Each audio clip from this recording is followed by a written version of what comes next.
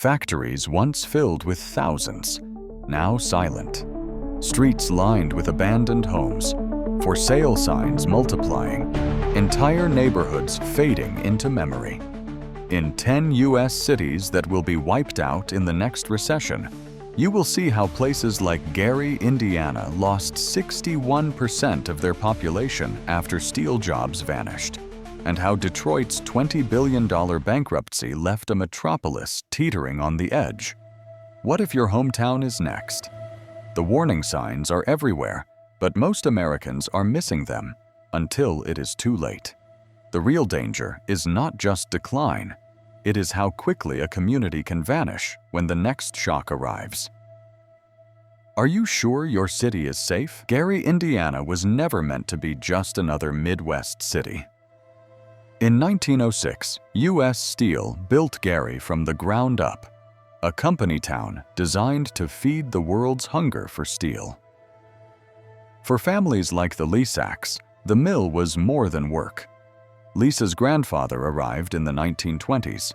Her father joined after the war, and Lisa herself started as a clerk on the rolling line at Gary Works.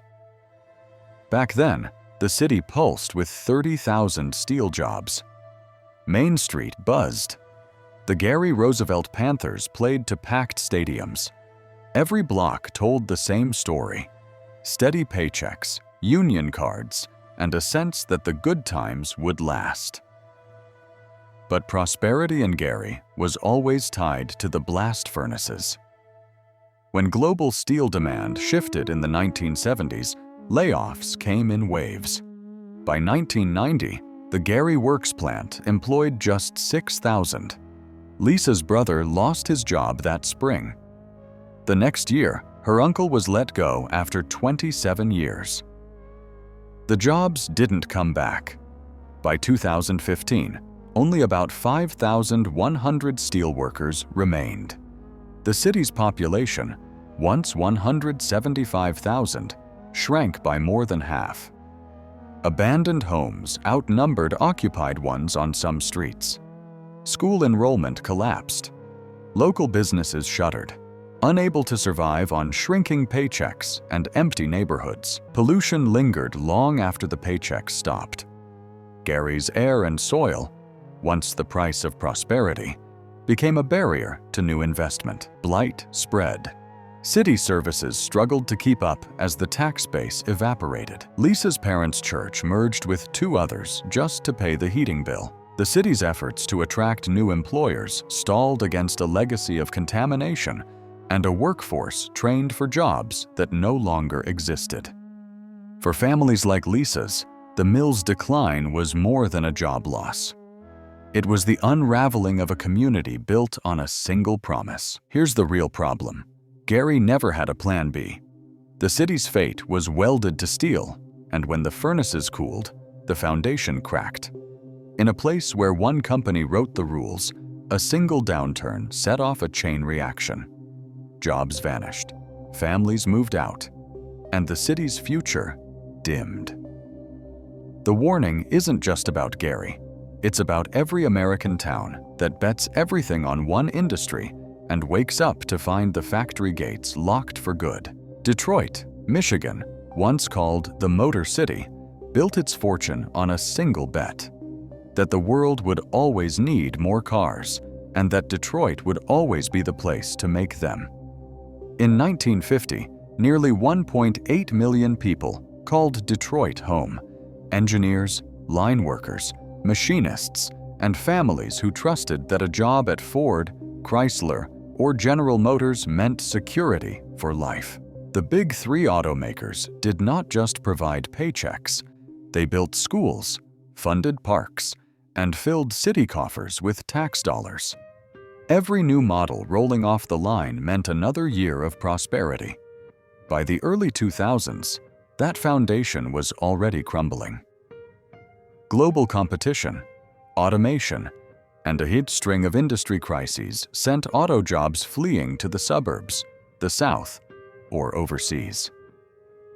Detroit's population collapsed, shrinking from 1.8 million at its peak to just over 700,000 by 2013. The city's tax base withered. Half the streetlights went dark. Nearly 80,000 buildings sat abandoned. Police response times stretched to nearly an hour. For thousands of retirees, the promise of a stable pension suddenly looked fragile. The breaking point came on July 18, 2013. Facing $18 to $20 billion in debt, Detroit filed for Chapter 9 bankruptcy, the largest municipal bankruptcy in American history. The city's obligations had outgrown its ability to pay. Pension costs, retiree health care, and decades of borrowing to cover budget holes. Nearly half of property owners had not paid their 2011 taxes. Corruption scandals and poor record-keeping only deepened the crisis. The state of Michigan appointed Kevin Orr as emergency manager with sweeping authority to cut costs, sell assets, and renegotiate contracts. The bankruptcy process slashed $7 billion from Detroit's debt. Retirees saw their pensions cut and cost of living adjustments frozen. Creditors took losses as low as 14 cents on the dollar. The city's famed art museum was saved by a last-minute deal. Private foundations and the state pooled $816 million to keep the collection off the auction block and shore up pension funds. But the damage to the city's fabric could not be erased by a court order. Detroit's story is not just about a failed industry. It is about what happens when a city's entire future rests on one economic engine, and that engine stalls. The bankruptcy may have cleared the books, but the deeper wounds, lost population, hollowed-out neighborhoods, and a generation of broken promises remain. For Detroit's homeowners, workers, and retirees, the question now is what comes after the crash, and whether a city built for millions can survive with a fraction of its former strength. Flint, Michigan, once called Vehicle City, built its future around General Motors. For decades, a job at GM meant a steady paycheck, union benefits, and a shot at the middle class. But as the auto plants closed or moved out, Flint's tax base shrank to a shadow of its former self. By 2011, the city's finances were so dire that Michigan's governor sent in an emergency manager, stripping power from local officials. The new regime's first order of business: cut costs wherever possible, even at the tap. In April 2014, city leaders switched Flint's water supply from Lake Huron to the Flint River, a move pitched as a temporary fix to save roughly $2 million a year. But the river's water was more corrosive, and the city failed to treat it with anti-corrosion chemicals. Within weeks, residents noticed brown, foul-smelling water pouring from their faucet. GM's engine plant stopped using city water after it began corroding car parts. But for families across Flint, there was no backup. Parents filled bathtubs and lined their kitchens with jugs of bottled water, unsure what was safe for their children. Testing soon revealed the truth. Lead from aging pipes had leached into the water supply. Pediatricians sounded the alarm as blood lead levels in Flint's children doubled, and in some neighborhoods, tripled. The city's attempt to save money had triggered a full-blown public health disaster. State officials dismissed complaints for months, even as residents developed rashes, lost hair, and watched their children fall sick. By the time Flint switched back to Lake Huron water in October 2015, the damage was done. Thousands of kids had been exposed to lead, a toxin that can cause lifelong developmental problems. For Flint's working families, the collapse wasn't just economic, it was personal and immediate. The same city that once promised a better life through factory work now forced parents to choose between paying the bills and buying bottled water. The emergency manager's cost-cutting fix had poisoned an entire city. Here's the real problem. When a community's only safety net is a single employer and that net disappears, even the water becomes unsafe. Flint's crisis is a warning to any city that thinks austerity and shortcuts can substitute for real investment. When the next recession hits, cities with fragile finances and aging infrastructure could face disasters that go far beyond lost jobs. A cardboard box sits half-packed on the edge of a twin mattress. For Sam, a recent Youngstown State graduate, it is the last night in the house his family has rented for 3 generations. The job he hoped for, something steady, with benefits, never materialized. He is joining the quiet exodus that has defined Youngstown for more than 40 years, since Black Monday in 1977, when Youngstown Sheet and Tube cut 5,000 jobs in a single afternoon. The city has lost an estimated 40,000 manufacturing jobs. That shock did not just close mills. It emptied neighborhoods, shuttered corner stores, and turned Main Street into a row of vacant windows. The numbers tell the story in slow motion. In 1930, Youngstown's population peaked at 170,000. Today, fewer than 60,000 remain. Every year, more houses go dark. School enrollment drops. The city's tax base shrinks, making it harder to keep up with basic services. On some blocks, only 1 or 2 porch lights flicker after sunset. For every job lost at the mills, 2 more vanished in supply and service businesses. Entire families packed up and left, chasing work in Cleveland, Pittsburgh, or farther south. Those who stayed watched as property values fell and once busy streets grew quiet. The slow bleed is not just about numbers. It is about the kids who never come back after college, the high school football team that struggles to field enough players.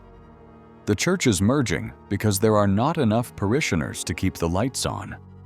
Even the city's attempts to lure new employers, warehouses, prisons, tech startups, have failed to replace what was lost. Vacancy rates keep climbing. In some neighborhoods, wildflowers and weeds have taken over empty lots where families once gathered for cookouts. Youngstown's story is generational. Parents encourage their children to look elsewhere. Teachers talk about opportunity as something that exists only outside city limits. Each U-Haul that pulls away carries not just furniture, but a piece of the city's future. For Sam, the choice feels less like a decision and more like an inevitability. In Youngstown, hope is not lost in a single disaster.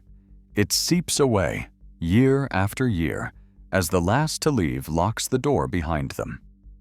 Dr. Elizabeth Kneebone, a leading voice at the Brookings Institution, has tracked a quiet but seismic shift in American poverty. Between the year 2000 and 2014, the number of poor people living in U.S. suburbs jumped by 65%, more than twice the rate seen in big cities. That means millions more Americans now face hardship in places once seen as safe bets: cul-de-sacs, school districts with booster clubs, towns that never imagined themselves at risk. What has changed is not just where poverty happens, but how it spreads. Suburban communities, designed for commuters and car owners, often lack the transit, social services, or job training networks that help people weather a downturn. When layoffs hit or a plant closes, there is no safety net waiting at the edge of the subdivision. Yale economist Robert Shiller calls this the power of narrative economics. The stories people tell themselves about opportunity, decline, or the promise of a comeback shape how entire regions respond to crisis.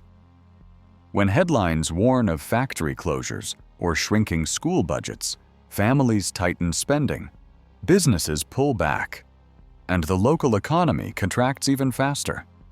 Negative narratives can go viral, infecting investment decisions and even the willingness of residents to stick it out. In places like Youngstown or Flint, the story of decline becomes a self-fulfilling prophecy, driving away the very energy and talent needed for recovery. Jennifer Vey, formerly of Brookings and now with the Greater Baltimore Committee, points to a deeper problem.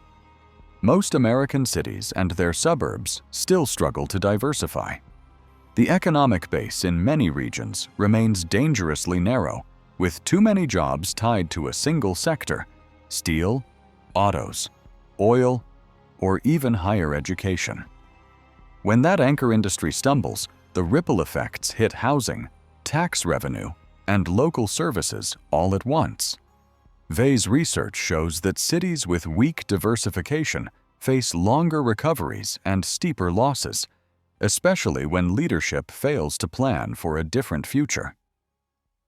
Suburban poverty, viral narratives of decline, and a lack of economic diversity are not just policy debates, they are the new reality for millions. The next recession will not care about city limits. It will hit wherever jobs are concentrated, stories turn sour, and leaders have not built a backup plan. Syracuse is about to show what happens when those risks become real. Trash piles up faster than city crews can clear it. In Syracuse, a $16 million budget cut isn't just a number on paper. It's the reason last week's trash sat on the curb for days and why grass in Kirk Park grows knee-high before anyone brings a mower. The Common Council's vote slashed 7% from most departments, with deeper cuts for public works and parks. For families relying on city pools, the news hit hard. Valley Pool will close for July and August. 36 seasonal jobs, lifeguards, recreation center staff, summer camp counselors, gone with a single amendment. Parents who counted on free swim lessons now face wait lists or nothing at all. At the Department of Public Works, the phones ring with complaints about potholes and missed pickups. Commissioner Robinson's budget lost $3.7 million. That means fewer crews to fill potholes, less money for fuel, and a 44% cut to neighborhood litter removal. Once the fuel budget runs dry, staff will be furloughed. The city's mowing schedule has already been cut in half. Calls about overgrown lots and blocked sidewalks go unanswered, not from neglect, but because there's simply no one left to send. The fire department's overtime budget lost $1 million. Chief Mons warns that extra support at structure fires, public safety education, and after-hours code enforcement are on the chopping block. Overtime is now reserved strictly for 911 emergencies. No more smoke detector installations, no more school visits.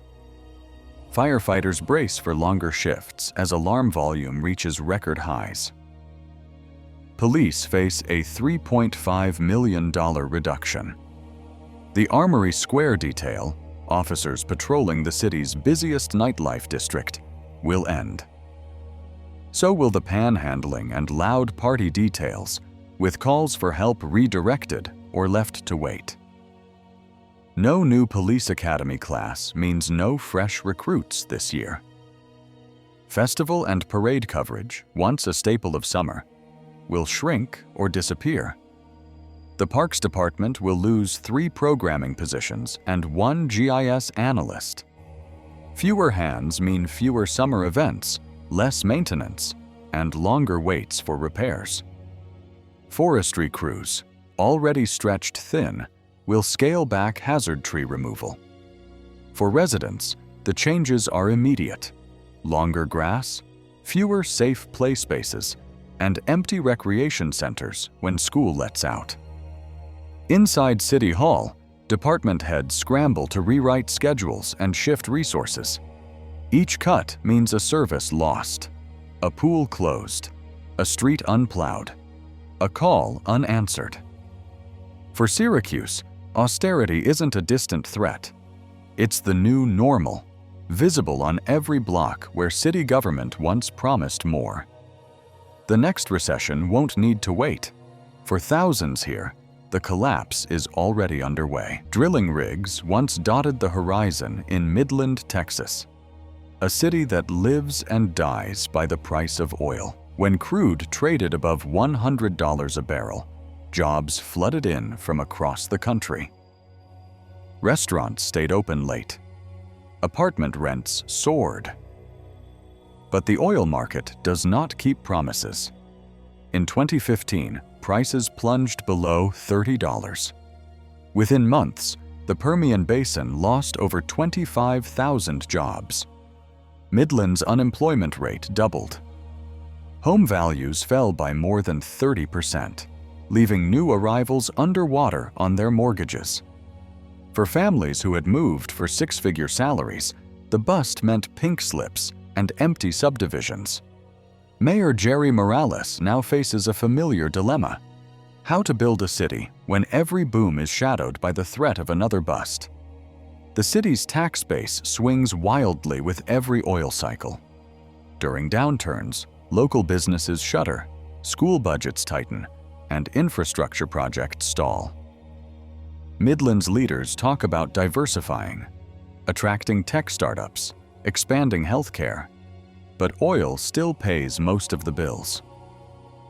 When the rigs shut down, the ripple hits everything: housing, retail, city services. Here's the real problem: Midland's future is still chained to a single commodity. Without a backup plan, the next global shock could turn the city's fortunes overnight, leaving another generation to clean up after the bust. Floodwaters cut off West Alton, Missouri, for the third time in 5 years. By 2023, nearly every street on the low side of the levee was empty. FEMA buyouts had claimed more than 4,000 homes across Missouri's river towns since the mid-1990s. The state leads the nation in managed retreat, with $44 million spent moving families out of harm's way. For those left behind, the next rainstorm brings a choice: hope the levees hold, or pack up and join the exodus. In Arnold, 72 families took the offer after back-to-back floods. St. Charles County alone bought out over 1,000 properties. Each empty lot marks a spot where rebuilding no longer makes sense. The pattern isn't limited to the Mississippi. In Oklahoma, the gamble looks different. Tulsa once called itself the oil capital of the world. Now, it's betting $51 million in federal tech hub funding on a future built around autonomous systems and robotics. The city's leaders talk up the promise of 56,000 new jobs and a shot at breaking free from the boom-bust cycles that have defined life here for generations. But for every coder eyeing a startup downtown, 2 more debate leaving for Dallas or Denver. The investment is real: state and federal money, new labs, retraining programs, but the outcome is still uncertain. Zoom out, and the numbers tell a national story. Across the country, FEMA has bought out more than 43,000 properties since 1989. Tech hubs in places like Tulsa are chasing billions in global markets. Yet for every city that tries to pivot, dozens more face the same old trap: a single industry, a fragile tax base, and no real plan for what happens when the next disaster, natural or economic, hits. In floodplains and factory towns alike, the future hangs on whether leaders can move fast enough to build something new before the water, or the market, washes everything away. Since 1960, Gary, Indiana's population has dropped by 61%. A stark figure echoed in cities from Detroit to Youngstown.